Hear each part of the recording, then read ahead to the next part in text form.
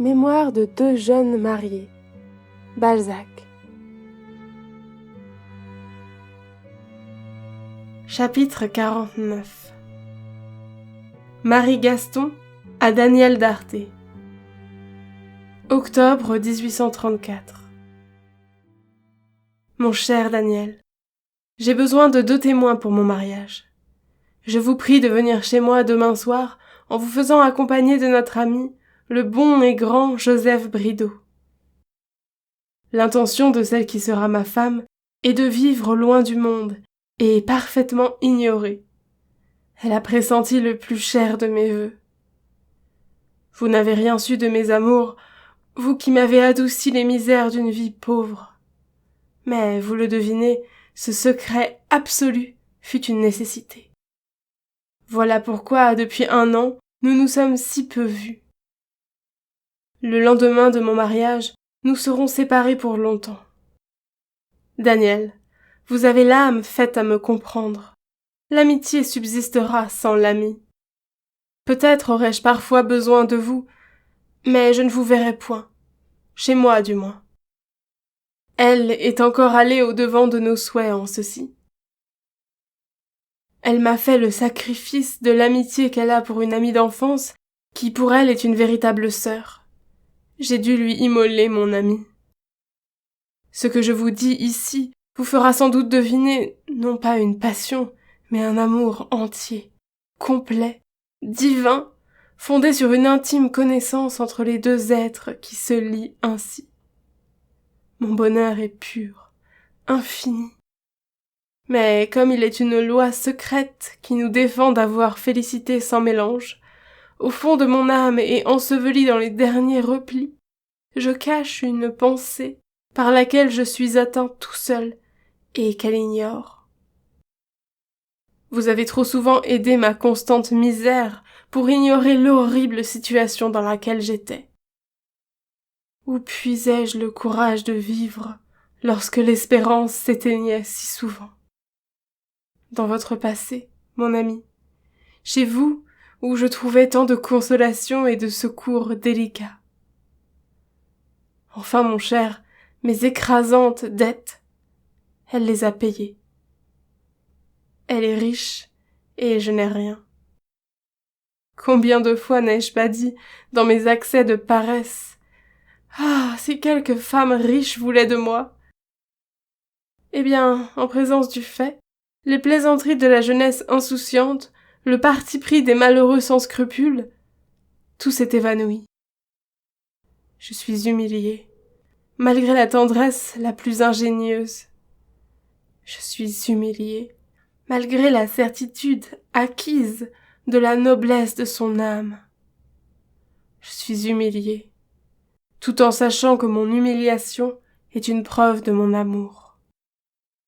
Enfin, elle a vu que je n'ai pas reculé devant cet abaissement. Il est un point où, loin d'être le protecteur, je suis le protégé. Cette douleur, je vous la confie. Hors ce point, mon cher Daniel, les moindres choses accomplissent mes rêves. J'ai trouvé le beau sans tache, le bien sans défaut. Enfin, comme on dit, la mariée est trop belle. Elle a de l'esprit dans la tendresse. Elle a ce charme et cette grâce qui mettent de la variété dans l'amour. Elle est instruite et comprend tout. Elle est jolie, blonde, mince et légèrement grasse. À faire croire que Raphaël et Rubens se sont entendus pour composer une femme. Je ne sais pas s'il m'eût jamais été possible d'aimer une femme brune autant qu'une blonde. Il m'a toujours semblé que la femme brune était un garçon manqué. Elle est veuve, elle n'a point eu d'enfant. Elle a 27 ans. Quoique vive, alerte, infatigable, elle sait néanmoins se plaire aux méditations de la mélancolie. Ses dons merveilleux n'excluent pas chez elle la dignité ni la noblesse. Elle est imposante. Quoiqu'elle appartienne à l'une des vieilles familles les plus entichées de noblesse, elle m'aime assez pour passer par-dessus les malheurs de ma naissance.